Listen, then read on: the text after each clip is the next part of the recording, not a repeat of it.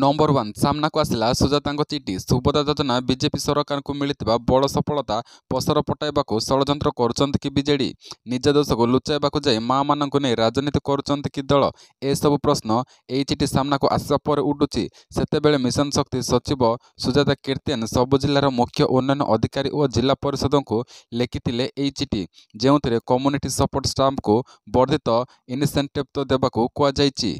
Number 2 संसद चलवा जरूरी कहले राहुल कटाक्ष कला टीएमसी इंडिया मेंटर कमान संभाळा नहीं दुई सहयोगी दल कांग्रेस और तृणमूल कांग्रेस भितर बाकयुद्ध जारी रही आउ दुई दल मध्य विवाद एवं संसद में तेजिबा लगिले आदानी समेत विभिन्न प्रसंग में कांग्रेस नेतृत्व में विरोधी मेंटर सांसदक मैंने संसद बाहर जारी रखिथिबा विरोधी बुधवार मध्य गृह को अचल करिछि जहाको नहीं कांग्रेस को कटाक्ष करिछि तृणमूल कांग्रेस संसद अंचल नहीं लोकसभा विरोधी दल नेता राहुल गांधी कहते जे गृह कार्य सुनिश्चित करने को आम चेष्टा करुचु गृह चर्चा एवं उचित 13 तारिख में संविधान उपरे वितर्क एवं उचित से माने मो उपरे किछि भी अभियोग करंतु किंतु आलोचना एवं उचित। नंबर 3 मिशन शक्ति नहीं बड़ बयान देले प्रभाती रड़ी चाड़िले महिला आज भी आंदोलन में मिशन शक्ति महिला 3 दिन है लहर पीएमजी रे गर्जन कर महिला मिशन शक्ति अधीन 6टी कैडर नाम करुवा सीआरपी एमबीके प्राणी मित्र कृषि मित्र बैंक मित्र एलएसीपी माने 9 मास बजैया दरमा दाबी रे लहर पीएमजी रे धारणा बसी रही तेबे एही प्रसंग को नहीं राज्य राजनीति सरगमन रही बेले विधानसभा उठुची पड़ुची गतकाली विरोधी दल नेता नवीन पट्टनायक बयान को नहीं राजनीति रे निया लगी बेले आज उपमुख्यमंत्री प्रभाती परिड़ा बड़ बयान देइचंती से कहते जो माने आंदोलन में बसिचंती से माने मिशन शक्ति महिला नुहंती एही प्रसंग में सरकार मुख बसिबा मिछ। नंबर 4 डिसेम्बर 31 जाए चलिबार तिला शीत अधिवेशन 11 तारिख में सरिला गत मास 24 तारिख ठार आरंभ होइतिला से ओडिशा विधानसभा शीतकालीन अधिवेशन बुधवार शेष होइछि एही अधिवेशन 16टी कार्य दिवस पूर्व बंद होइछि एही डिसेम्बर 31 तारिख जाए चलिबार तिला एही समय मध्य 30टी कार्य दिवस आयोजन एबार तिला किंतु 12टी कार्य दिवस अनुष्ठित होइछि अतिरिक्त बजेट पारिबा होइछि 2टी सरकार बिल पारित 10टी बेसरकारी बिल आगत होइछि। विधानसभा बाचस्पति सुरमा पाड़ी आज अनिर्दिष्ट कार्यालाप गृह को मुलतवी रखिंट राज्यर 23टी शिल्प संस्था बकेया बिजुली बिल देना 23टी प्रमुख शिल्प संस्था उपर 1096 कोटी टंका बकेया रही। नंबर 5 अविश्वास प्रस्ताव ने कांग्रेस रे फाट दस्तखत करना सोनिया खारगे राज्यसभा अध्यक्ष पद जगदीप धनखड़ को हटाइबा इंडिया मेंट विरोध में प्रस्ताव आनी तेज संसद इतिहास प्रथम घटना जितेबाला उपराष्ट्रपति विरोध में यह प्रस्ताव अणा यह प्रस्ताव पारित करने को उभय राज्यसभा और लोकसभा विरोधी पाखरे आवश्यकता संख्या नहीं तथापि से यह प्रस्ताव उपर विरोधी दल जिद धरी तेज सबुठार बड़ कथा होउछि संख्यक बड़े नथिबार मेंट को वरिष्ठ नेता माने एथिरे दस्तखत करना 2020 विरोधी दल राज्यसभा अध्यक्ष हरिवंश विरोध में एक अविश्वास प्रस्ताव आने को चेष्टा करते किंतु सेतेबेले चेयरमैन एक वेंकैया नायडू यह प्रत्याख्यान करथिले। नंबर 6 रसिकिया पुलिस बाबू कलाकारनामा निजठारु डेढ़ कम बयसर युवती को प्रेम जाल में पशाइबा करुले रासलीला रसिकिया पुलिस बाबू कलाकारनामा थाना परिसर में युवती सह करुले प्रेम व्यापार असमज अवस्था धरा पकाईदेले पत्नी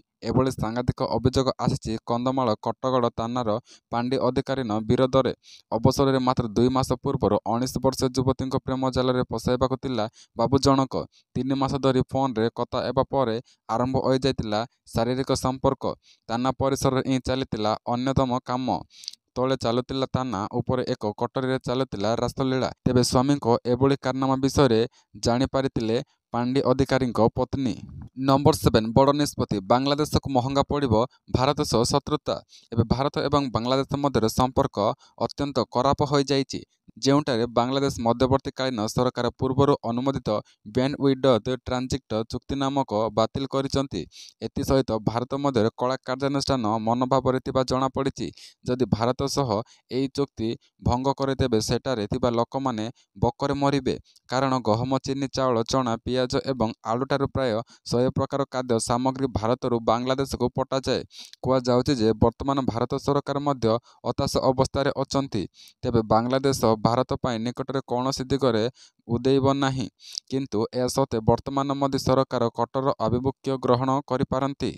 ନମ୍ବର 8 ରାଜ୍ୟରେ 23ଟି ସଂସ୍ଥା ଦେଇନାହାନ୍ତି ବିଦ୍ୟୁତ୍ ବିଲ୍, ବକେୟା ବିଜୁଳି ଛାଡ଼ କରିଦେଇଛନ୍ତି ପୂର୍ବ ବିଜେଡି ସରକାର। ବିଦ୍ୟୁତ୍ କମ୍ପାନୀଗୁଡ଼ିକରେ ଗରିବ ଗୁରୁମାନଙ୍କ ଉପରେ ବିଦ୍ୟୁତ୍ ବିଲ୍ ନେଇ କଳମାଡ଼ ହେଉଥିବା ବେଳେ କଳବଳଗିଆଙ୍କୁ କିନ୍ତୁ ମାଫ କରିଦେଇଛନ୍ତି ପୂର୍ବ ବିଜେଡି ସରକାର। ପ୍ରାୟତଃ ତସତ ଯୋଗୁଁ 14ଟି ସଂସ୍ଥାକୁ କୋଟି କୋଟି ଟଙ୍କା ବିଦ୍ୟୁତ୍ ବିଲ୍ ଛାଡ଼ କରାଯାଇଛି। ଗୃହରେ ଏହାର ଗୁମର କଲିଯାଇଥିବା ଉପମୁଖ୍ୟମନ୍ତ୍ରୀ କବି ସିଂହଦେହ ମନ୍ତ୍ରୀଙ୍କ ତଥ୍ୟ ଅନୁସାରେ ରାଜ୍ୟ 23ଟି ସଂସ୍ଥା ଏଯାଏଁ ଦେଇନାହାନ୍ତି ବିଦ୍ୟୁତ୍ ବିଲ୍। ଏସବୁ ସଂସ୍ଥା ଉପରେ ବାକି ପିଢ଼ିରେ 1096 କୋଟିର ବକେୟା ବିଦ୍ୟୁତ୍ ବିଲ୍।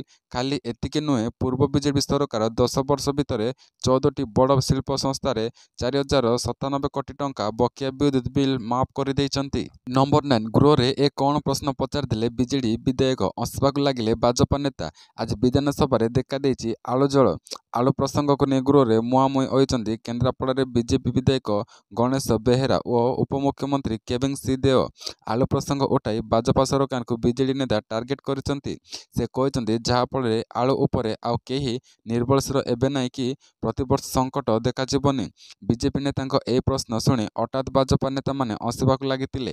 ଏହି ଆରସ୍ୟରେ ମଧ୍ୟ କେବିନ୍ ସିଂହଦେ କହିଛନ୍ତି, ଗଣେଶ୍ୱର ବାବୁ ବହୁତ ଜ୍ଞାନୀ, ଆଗାମୀ ଦିନରେ ତାଙ୍କଠାରୁ ଜ୍ଞାନପ୍ରାପ୍ତ କରିବି। ପୂର୍ବ ସରକାରଙ୍କୁ ଟାର୍ଗେଟ କରି ସେ ଆହୁରି କହିଛନ୍ତି, ପୂର୍ବ ସରକାରରେ ଆଳୁ ମିଶନ ଫେଲ୍ ମାରିଛି। ନମ୍ବର 10 ସରକାରୀ କର୍ମଚାରୀଙ୍କ ପାଇଁ ବଡ଼ ଘୋଷଣା, ବଢ଼ିଲା ଆଉ 2ଟି ଭତ୍ତା ଟଙ୍କା। କେନ୍ଦ୍ରୀୟ କର୍ମଚାରୀଙ୍କ ପାଇଁ ବଡ଼ ଘୋଷଣା। କେନ୍ଦ୍ର ସରକାର ଜୁଲାଇରେ କେନ୍ଦ୍ରୀୟ କର୍ମଚାରୀଙ୍କ ମହଙ୍ଗା ଭତ୍ତାକୁ 3% ବୃଦ୍ଧି କରିଥିଲେ, ଯାହା 53% ବୃଦ୍ଧି ପାଇଛି। ବର୍ତ୍ତମାନ ସରକାର ଆଉ 2ଟି ଭତ୍ତା ବୃଦ୍ଧି କରିଛନ୍ତି। ବର୍ତ୍ତମାନ ଏହାର ପ୍ରଭାବ ସିଧାସଳଖ କର୍ମଚାରୀଙ୍କ ଦରମା ଉପରେ ପଡ଼ିବ। ଏହାର ଅର୍ଥ ହେଉଛି ବର୍ତ୍ତମାନ ତାଙ୍କର ଦରମା ବୃଦ୍ଧି ପାଇବ। ଏହି 2ଟି ଭତ୍ତା ହେଉଛି ନର୍ସିଂ ଭତ୍ତା ଏବଂ ପୋଷାକ ଭତ୍ତା। ଯେତେବେଳେ ମହଙ୍ଗା ଭତ୍ତା 50% ଥିଲା, ସେତେବେଳେ 7ତମ ବେତନ ଆୟୋଗ ଅନେକ ଭତ୍ତା ବୃଦ୍ଧି କରିବାକୁ ପରାମର୍ଶ ଦେଇଥିଲେ। ସେପ୍ଟେମ୍ବର ଯୋଗ୍ୟ କର୍ମଚାରୀଙ୍କ ପାଇଁ ଉଭୟ ନର୍ସିଂ ଭତ୍ତା ଏବଂ ପୋଷାକ ଭତ୍ତା ସଂଶୋଧନ କରାଯାଇଛି। ଭିଡ଼ିଓଟି ସମ୍ପୂର୍ଣ୍ଣ ଦେଖିଥିବାରୁ ଆପଣଙ୍କୁ ବହୁତ ବହୁତ ଧନ୍ୟବାଦ।